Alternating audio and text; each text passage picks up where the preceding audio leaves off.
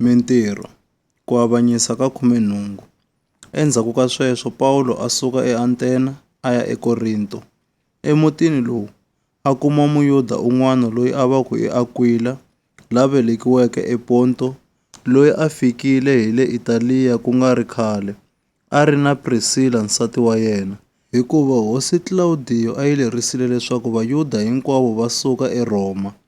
Pawulo a ya ka vona, kutani leswi a ri wa ntirho lowu fanaka ni wa vona, a tshama na vona a ri karhi a tirha, hikuva ntirho wa yena a wu ri wa ku rhunga matende.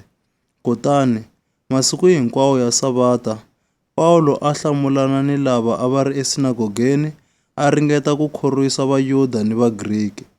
Loko Silasi na Timotiya va tile va huma le Makedoniya, Pawulo a tinyiketa ku dyondzisa rito ntsena, a nga ha tirhi swin'wana, a tiyisa eka Vayuda leswaku Mesiya hi yena Yesu. Kambe loko vona va n'wi kaneta ni ku n'wi sandza, a phumuna tshuri eswiambalweni swa yena a ku ka vona, "Nandzu lowu wu dlaya n'wina vinyi va wona.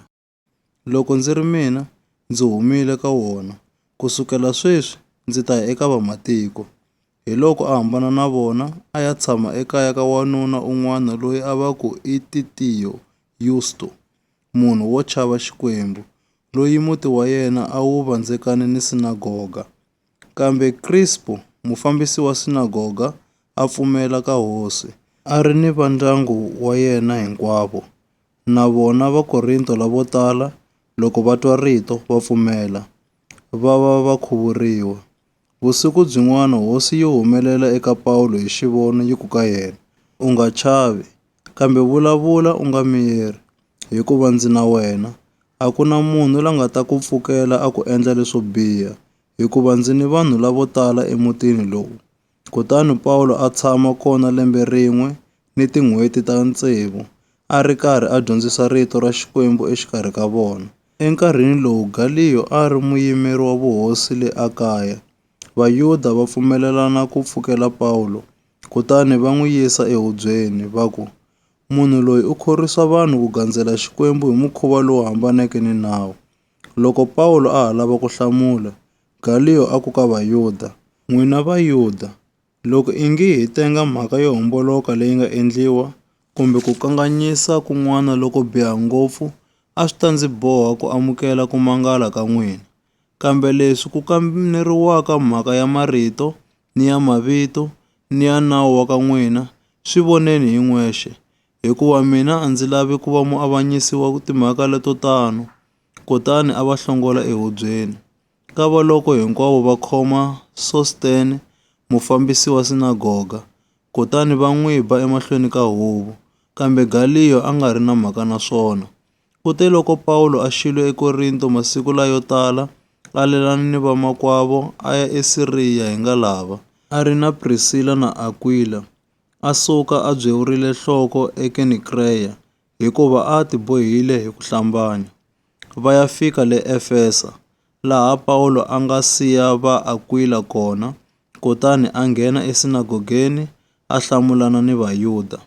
Vona va n'wi kombela leswaku a xwa na vona a hlwelanyana, kambe a nga pfumelanga. Kutani a lelana na vona a ku, "Ndzi ta tlhela ndzi vuyela ka n'wina loko Xikwembu xi swi rhandza." Kutani a suka le Efesa hi ngalava.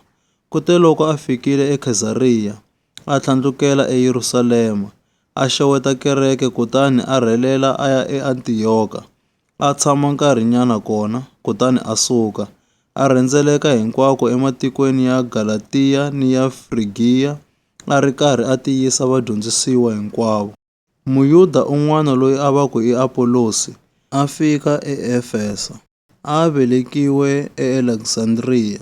A ri wanuna wa matimba eku vulavuleni, la tivaka ngopfu matsalwa.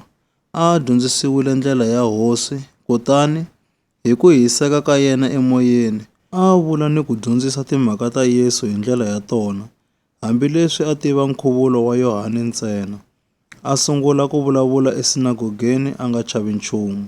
Kute loko Prisila na Akwila va n'wi twile, va n'wi rhurhela, va n'wi hlamusela swinenenene ndlela ya Xikwembu.